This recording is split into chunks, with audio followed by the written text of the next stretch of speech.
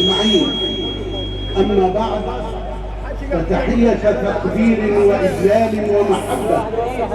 لهذا المؤتمر العظيم الذي دعاني إليه أخي الكريم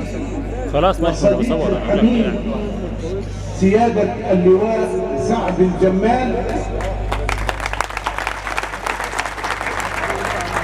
وحين هاتفني بالتليفون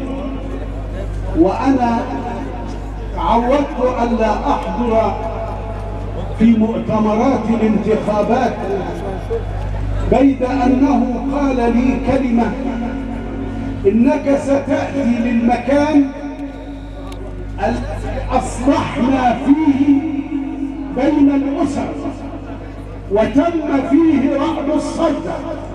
وتم فيه علاج ظاهرة الصقر، وتم فيه